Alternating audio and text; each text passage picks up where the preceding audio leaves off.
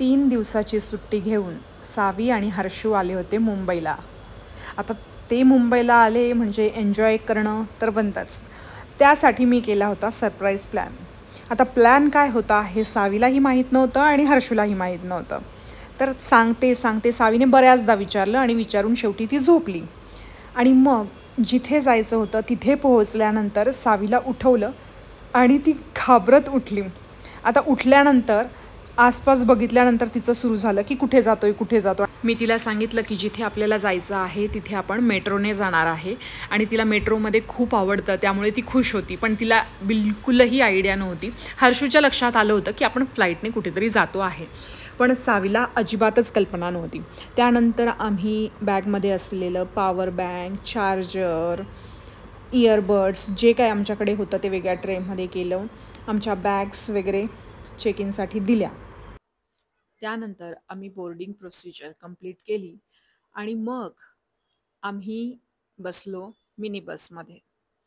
Mini बसमध्ये बसून आम्ही पोहोचलो जिथे आमची फ्लाईट होती तिथे. तुम्हाला मिनी बस तिथे ड्रॉप करते आणि मग फ्लाईटमध्ये बसून तुम्ही तुमच्या लोकेशनवर जाण्यासाठी रेडी असता.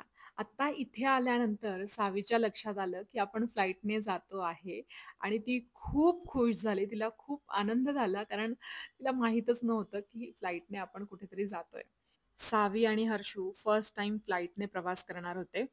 त्यामुळे त्यांना इतकं एक्सायटेड बघून मला खूप छान वाटत होतं आणि त्यांना इतकं खुश बघण्यासाठीच हा सगळा प्लॅन केलेला होता. बऱ्याचदा आम्ही मम्मी-पप्पांना मिस केलं. कारण झालं असं, की सगळ्यात आधी मी मम्मी-पप्पांना घेऊन जायचं. म्हणून मी 1 महिना आधी त्यांचे आधार कार्ड मागवले. त्यांना सांगून ठेवलं, की ह्या-ह्या दिवशी तुम्हाला मुंबईला यायचं आहे.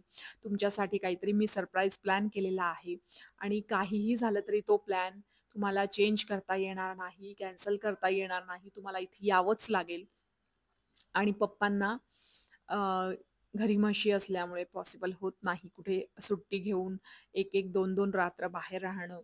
पण तरीही माझ्या फोर्सवर ते रेडी झाले आणि मम्मी-पप्पा मुंबईला आले. मग मी त्यांना ट्रेन, मेट्रो असा प्रवास करत फ्लाईटने मुंबई ते नाशिक हा प्रवास करण्याचं मी ठरवलं होतं आणि त्याच्यासाठी माझं 1 महिना आधी बुकिंगसुद्धा झालं होतं. पण जसं आम्ही इथे टर्मिनलला येण्यासाठी आम्ही मेट्रोमध्ये बसलो आणि मग फोन आला, की आमचे जवळचे रिलेटिव्ह हे एक्सपायर झाले आणि त्यांचं सगळं जे काय विधी असतात त्या आमच्या घरी होत्या. त्यामुळे आहे तो प्लॅन कॅन्सल करून आम्हाला लगेच गावी जाण्यासाठी निघावं लागलं आणि आम्ही तिथून गावी गेलो. त्यानंतर कधीही तो योग जुळूनच आला नाही, की मम्मी-पप्पा हे एकत्र मुंबईला आलेत. मम्मीचं येणं होत असतं, पण पप्पा त्यांना लवकर सुट्ट्या घेणं पॉसिबल होत नाही. त्यामुळे त्यांचं कधी येणंच झालं नाही. तर आता मी नेक्स्ट टाईम असाच पुन्हा एकदा प्लॅन करेन आणि मम्मी-पप्पांना घेऊन येईन. माझी खूप इच्छा आहे, की त्यांनी फ्लाईटमध्ये बसावं आणि हा एक्सपिरियन्स त्यांनीही घ्यावा. इच्छा तर मी कधीही पूर्ण करू शकते. विषय त्यांचाच आहे, की त्यांना वेळ देता येत नाही. तर असो. सावी खूप खुश आहे. कंटिन्युअस विंडो साइडला तोंड करून आणि बसलेली मग आहे. 1 तासाची आमची फ्लाइट होती. म्हणजे 1 तासात आम्ही हैदराबादला पोहोचलो आणि आता आमची फ्लाइट हैदराबादला लँड होत होती. हैदराबादमध्ये बरेच हिरवळ दिसते. इथे जास्त वस्ती नाहीये असं बघून कळतंय. आणि हिरवळ जिथे असते तिथलं वातावरणही खूप चांगलं असतं, शुद्ध असतं. असं आजपर्यंतचा अनुभव सांगतो आहे माझा. कारण गावाकडचं वातावरणही खूप शुद्ध असतं. कारण तिथे बरीच शेती असते. हे सगळं बघताना तुम्हाला कसं वाटतंय हे मला कमेंट करून नक्की सांगा. आय नो हा ब्लॉग थोडा वाढतोय. पण ह्या गोष्टी मिस करणं मला नव्हतं वाटत, की ह्या मिस व्हाव्या. एक-एक गोष्ट ही बघण्यासारखी आहे. नजरेने का असेना पण फील करण्यासारखी आहे.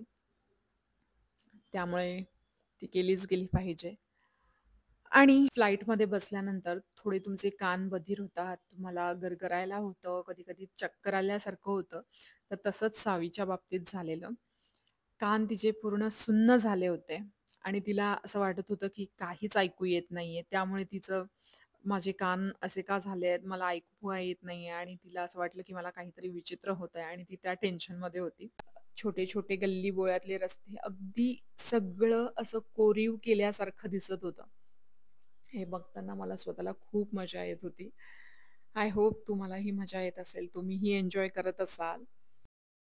जसं-जसं खाली येतोय ना, तसा हिरवळ जी आहे ती थोडी डार्क होत जाते. हे बघा. वाह! फायनली, फायनली आम्ही रनवेवर आलेलो आहे. आता एवढा ब्लॉग बघितला आहेच, तर हैदराबादचं एअरपोर्टही बघून घ्या. मुंबईचं जे एअरपोर्ट आहे, त्या मानाने मला हे थोडंसं छोटं वाटतंय. आता हे छोटं आहे, की मला फक्त मी एका साइडने बघतेय म्हणून छोटं दिसतंय, माहीत नाही. आणि आम्ही आमची बॅग घेण्यासाठी तिथे येऊन पोहोचलो. हे सगळं बघत असताना माझ्या डोक्यात नेहमी एकच प्रश्न येतो, की किती टॅलेंटेड लोकं आहेत. म्हणजे ह्या सगळ्या गोष्टींचा कोणी विचार केला असेल काय? हे प्रश्न नेहमी दिवसभरातून माहीत नाही किती वेळा माझ्या डोक्यात येत असतात, जेव्हा मी अशा नवीन क्रिएटिव्ह आणि अशा ज्या मी कधी बघितलेल्या नाहीये, अशा गोष्टी मी बघते तेव्हा. बरं, एअरपोर्टहून बाहेर निघाल्यानंतर आम्ही गाडी बुक केली आणि आम्ही त्याचा वेट करत होतो. इथे रिक्षा नाही आहेत की काय मला माहीत नाही, पण मला इथे एकही रिक्षा दिसली नाही. मग आम्ही आलो बाहेर. आम्ही बुक केलेली गाडी ती तिथे येऊन थांबली. मग त्यात बसून आम्ही तिघी निघालो, जिथे आम्ही हॉटेल बुक केलं होतं तिथे. हॅलो गाईस, आम्ही हैदराबादला पोहोचलो आहे. एअरपोर्टपासून आमचं हॉटेल हे 22 किलोमीटर लांब होतं. त्यामुळे आम्हाला साधारण पाऊण तास मॅक्स लागेल असा अंदाज होता. सावी खूप खुश होती आणि मी सगळ्यात जास्त खुश झाले ते हे दृश्य बघून, की इतकी स्वच्छता आणि इतकं म्हणजे हे नेचर बघून मला खूपच एक आतून हॅपी वाइब्स येत होत्या. माहीत नाही, पण मला असं सगळं छान नीट अँड क्लीन असेल ना, तर मला ते बघताना खूप आनंद होतो. खूप छान वाटतं आणि असं वाटलं, की यार खूप चांगलं झालं आपण हे लोकेशन सिलेक्ट केलं.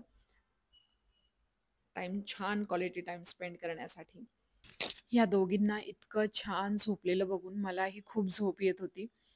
पण मला असं वाटलं, की यार आपण एवढ्या लांब आलोय आणि मग हे आत्ता नाही बघणार, तर काय उपयोग एवढ्या लांब येऊन. पण या दोघींचं झोपणं साहजिक होतं, कारण त्या सकाळी 4 वाजता निघाल्या होत्या आणि पुन्हा हा प्रवास. तर आता आम्ही हॉटेलला पोहोचत आलेलो आहे. हा ब्लॉग तुम्हाला आवडला असेल तर लाईक करा आणि तुम्हाला ज्याला कोणाला असं फ्लाईटने न्यायचं असेल त्यांच्यासोबत नक्की शेअर करा. हा अनुभव त्यांना द्या. याच्यापुढे काय झालं ते नेक्स्ट ब्लॉगमध्ये मी तुम्हाला दाखवणारच आहे. ते पाहण्यासाठी जर तुम्ही पेजला फॉलो केलं नसेल तर पेजला फॉलो करा आणि पुढचा ब्लॉग बघा, त्याच्या पुढचा बघा. सगळे ब्लॉग बघत राहा आणि असंच भरभरून प्रेम आणि सपोर्ट देत राहा.